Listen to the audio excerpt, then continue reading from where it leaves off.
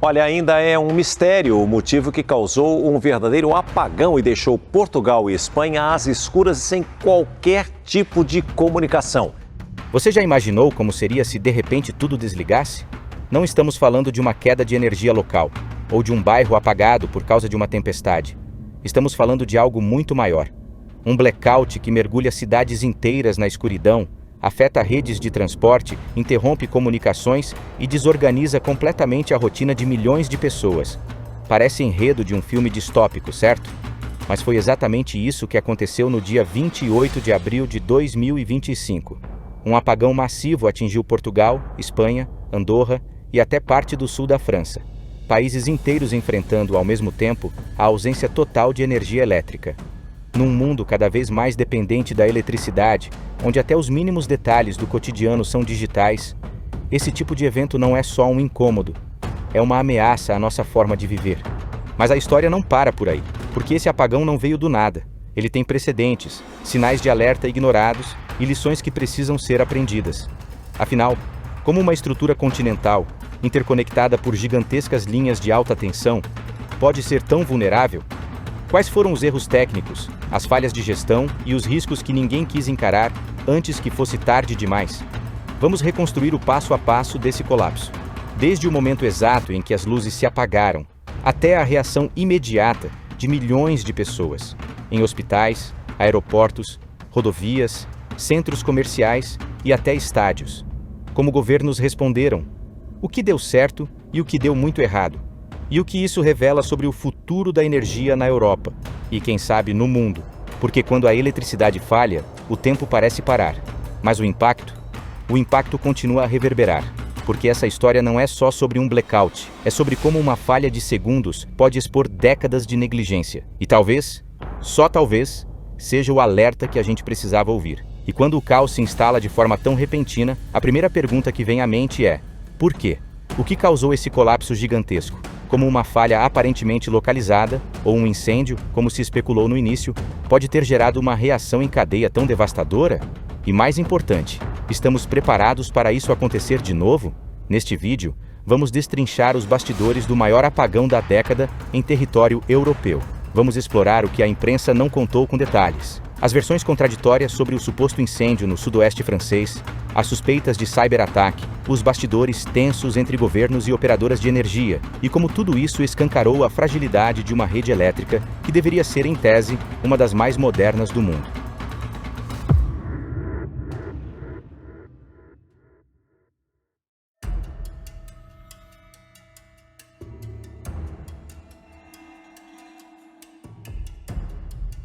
O relógio marcava 11h33 da manhã, horário de Lisboa, quando as luzes começaram a piscar. E então, tudo se apagou. Em poucos minutos, bairros inteiros de Lisboa, Porto, Sevilha, Barcelona, Toulouse e dezenas de outras cidades mergulharam no escuro.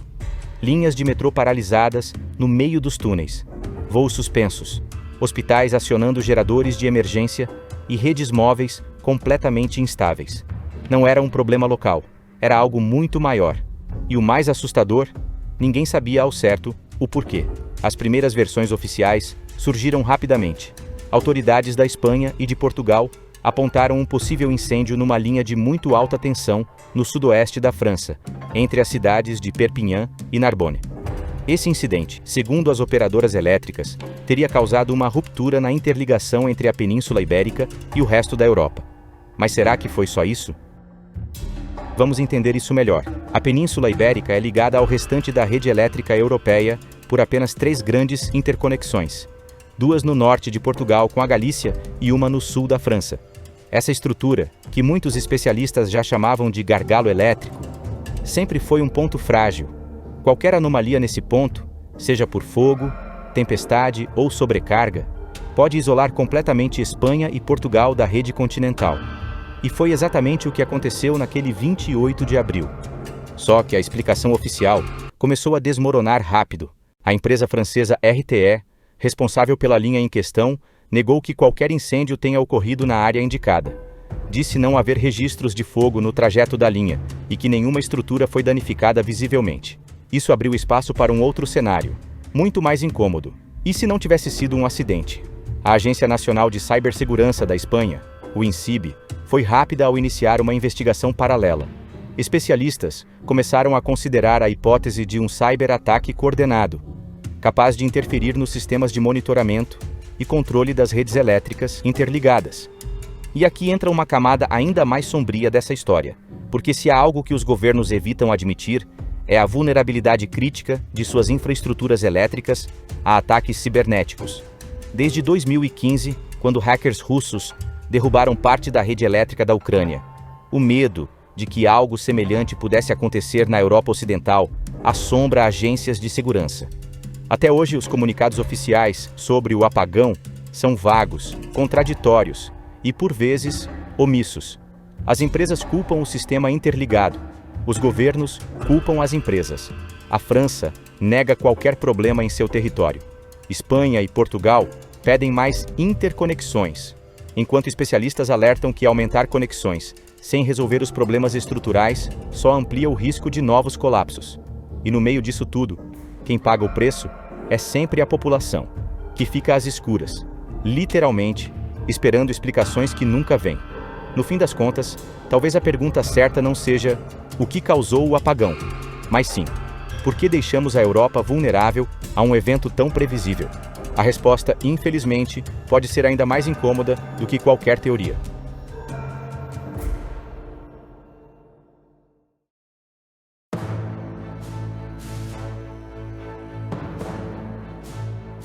Este apagão veio para nos mostrar as fragilidades estruturais do sistema energético português e na onda de desconfiança que tomou conta da população após o apagão. Enquanto autoridades apontavam para fenômenos naturais como justificativa, surgiram questionamentos mais profundos. Por que Portugal depende tanto de importações energéticas da Espanha? Por que não há um plano robusto de autossuficiência? As redes sociais explodiram em teorias e denúncias. Algumas rádios chegaram a cortar ao vivo ouvintes que questionavam essa dependência e levantavam hipóteses sobre ataques cibernéticos. A falta de respostas concretas e o tom evasivo de autoridades aumentaram ainda mais o clima de tensão. Era impossível ignorar o desconforto da população. Não se tratava apenas de um blackout, mas de um alerta sobre vulnerabilidades negligenciadas há anos. Até o fim da produção deste vídeo, as informações continuam vagas. Em Portugal já não se fala abertamente sobre o caso. O que se vê nos meios de comunicações são supostas informações sobre uma investigação mais profunda. E é apenas isso.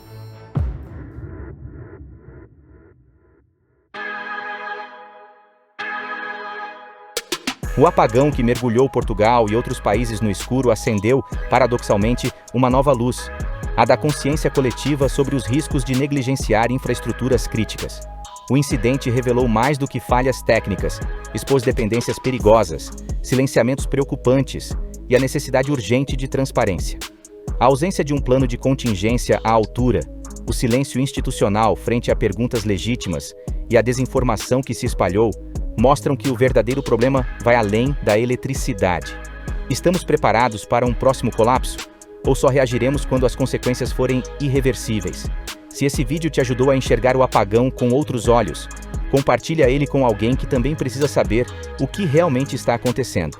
Deixa seu like, comenta o que achou e não esquece de se inscrever no canal para não perder os próximos episódios. O que mais você quer ver a gente investigar? Escreve aí nos comentários. A luz voltou. Mas será que a verdade também?